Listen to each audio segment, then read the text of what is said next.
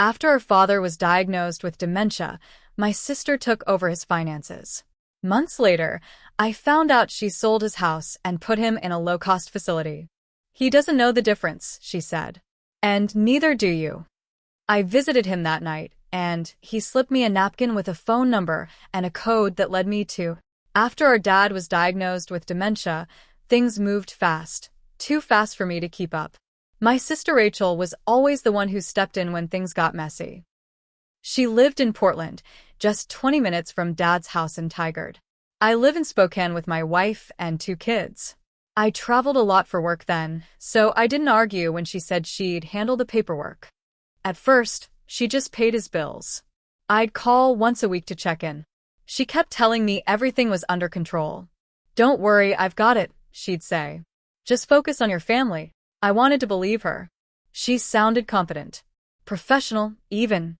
And I'll admit, I was relieved someone else was dealing with the day-to-day. But it didn't sit right. Dad was always careful with his money. Paranoid, even. He'd worked for the city for 42 years and saved every dime. Lived modestly. Never owned a credit card. He didn't trust banks past what was necessary. So when Rachel told me that he'd agreed to sell the house, my stomach dropped. "Wait, he agreed to that?" Asked her. "Yeah, we talked about it. It's better this way. He can't live alone anymore, and it's not like either of us are going to move in with him." I asked her where he was going. She said she'd found a place. Clean. Affordable. Decent care, she said. I drove down the next weekend. What I found made my blood boil. The place was nothing like she described. It was a low-end assisted living facility in Beaverton, right off a busy street. Paint peeling off the walls. People moaning in their wheelchairs in the hallway. 1 nurse per floor. No one at the front desk when I walked in. It smelled like bleach and piss. When I found Dad, he was confused. He smiled when he saw me, but it was the kind of smile that flickered, like he wasn't sure if I was real. Rachel showed up 10 minutes later, acting like everything was normal. "He likes it here," she said. "They've got activities and everything. He barely notices where he is anymore." She said it so casually. I looked at her, really looked at her, and saw how cold she'd become. Later that evening, I sat with Dad in the small dining room. He barely touched his food. I was trying to make small talk, pretending everything was okay, when he leaned over and slipped a folded napkin into my hand. He whispered, "Don't trust her." That snapped me out of it. I unfolded the napkin in the hallway. It had a phone number and 4 digits, 4297. It looked like he'd written it in a hurry. The pen had nearly torn through the paper. I didn't ask Rachel about it. I didn't say another word to her that night. I drove home the next day and called the number. It was a storage place in Tualatin. I drove down again 2 days later. Gave them the name on the napkin, Warren Holbrook. Gave them the code. The guy at the desk raised an eyebrow but led me back. When I opened the unit, my knees actually buckled. There was a metal file cabinet, a green duffel bag, and 3 suitcases. The air smelled musty, like it hadn't been opened in years. The duffel bag was packed with cash, neatly banded, mostly 20s and 50s. I counted over $90,000 that night in a hotel room, heart pounding. The file cabinet was full of documents, bank statements, copies of emails, handwritten letters, legal forms. 1 folder labeled Rachel, in Dad's handwriting. She had gotten him to sign over power of attorney just 2 weeks after his diagnosis. He'd circled the signature in red ink and written "Not me" next to it. The signature didn't match. I compared it to his driver's license. It was off. Real off. There were documents showing transfers. Tens of thousands moved from Dad's retirement to a shared account she controlled. Notes where he'd written she said it was for taxes, and I didn't say yes. She'd sold his house to someone named Greg Holman. That name rang a bell. Turns out he was Rachel's ex-boyfriend's cousin. The house sold for $180,000 under market value. I sat on that motel bed with the papers spread around me and just stared at the wall. I'd let this happen. I'd trusted her. And she'd cleaned him out, dumped him in a shithole facility, and told me to shut up about it. But now I had everything. All the proof I'd need. And I wasn't going to confront her, not yet. I was going to do this slow, quiet, strategic. If I played this right, I could get legal control, expose what she did, get Dad out of that place, and ruin her life the way she tried to ruin his. She thought he wouldn't remember. She thought I wouldn't notice. She was wrong. The first thing I did was make copies of everything. I didn't trust a single soul with the originals, not a lawyer, not even my wife. I scanned every document, every page of those letters, and saved them to 2 different encrypted drives. One I kept at home. The other I mailed to a friend I trusted in Seattle with no explanation except, "Hold this for me. Ask no questions." Then I called an elder law attorney in Portland. I didn't tell Rachel. I didn't tell Dad. I just said I needed a consultation about power of attorney misuse and elder financial abuse. The lawyer, a guy named Marquez, had handled similar cases before. I met him in a quiet office in Lake Oswego and showed him the files. He didn't say much at first, just flipped through the paperwork with a grim face. "Who's the sibling?" he asked. "My sister, Rachel Holbrook." He sighed and leaned back. "This is bad. But it's good that you've got this much documented. Most people don't." "What can I do?" I asked him. "If what you're showing me is legit, and it looks like it is, you might be able to get emergency guardianship. You'll have to petition the court. Could get ugly, especially if she contests it." I told him I was ready for ugly. He filed the paperwork within the week. I covered the legal fees myself. Didn't tell anyone. I needed it quiet. Clean. But Rachel must have sensed something, because she called me out of the blue the next day. "You've been weird lately," she said. "What's going on?" I played dumb. "What do you mean?" "You've been asking questions. Showing up unannounced. You don't call anymore." I almost laughed at that last part. "Just checking on Dad. Like you said, he's not all there. Figured it's on me to help now." There was a pause. Then she said, "You're not trying to cause trouble, are you?" That told me everything. "I'm just being a good son," I said and hung up. A week later, I got a text from the facility. Dad had fallen. A bruised hip, maybe a fracture. They sent him to the ER but didn't call me. I only found out because one of the nurses I'd talked to last time called me behind the administrator's back. When I got to the hospital, Rachel was already there. She was pacing in the hallway, arms crossed. No te harás. Just irritation. "Why are you here?" she snapped. "Because I'm a son. You don't live here. You don't get to just drop in and start acting like you care now." I looked her dead in the eye. "You put him in that place. He fell under your watch." She got real quiet. "You need to back off, Daniel," she said. Seriously. But it was already too late for her. 2 days later, we had the court hearing. Rachel showed up with her own attorney.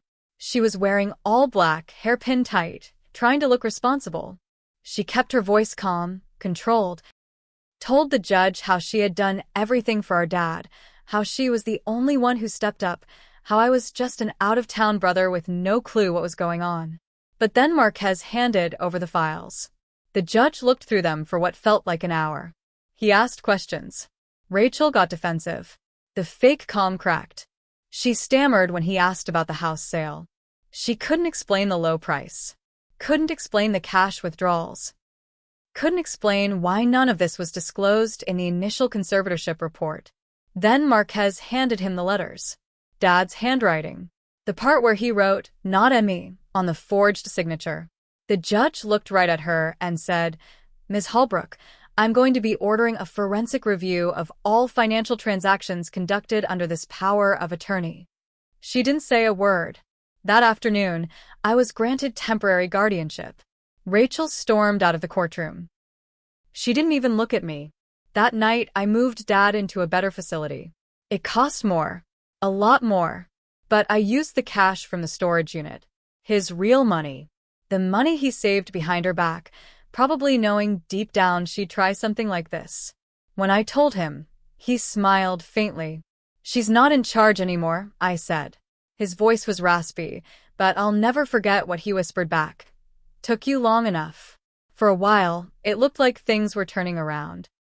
Dad was in a safer place. I had legal control. Rachel had been exposed. But that peace didn't last.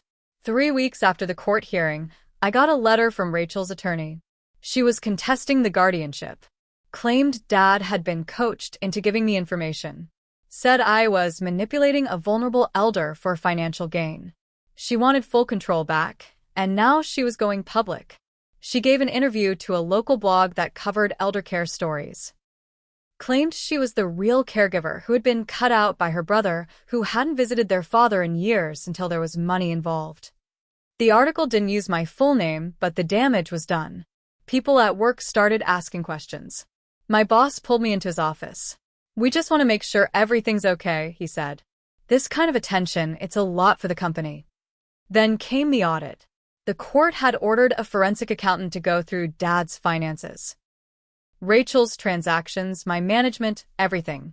At first I was fine with that. But it turned out the cash I used from the storage unit, Dad's emergency fund, technically wasn't documented. No paperwork. No receipts. No proof it was his. The auditor flagged it. Now I was under investigation too. That's when Rachel got bold again. She called me. Calm, almost smug. "You should have left it alone," she said. "You think you're the only one who can play dirty?" I stayed quiet. She laughed. "You think he was some saint?" You don't know what he did, Dan.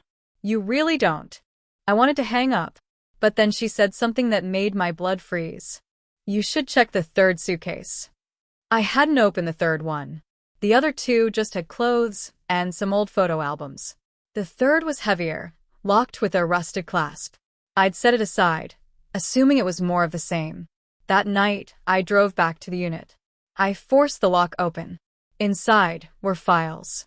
Not Dad's. Mine. Old court records from when I got arrested at 19 for a fight I'd tried to forget. A file from when I defaulted on a loan years ago. Printed emails from my early divorce. Things I thought were long gone. There were even photos, screenshots from my Facebook page. One with a beer in my hand.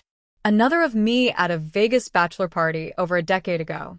She'd built a whole dossier on me, which meant she knew about the storage unit before I did. My heart sank. She must have found it years ago. Maybe even before Dad's diagnosis.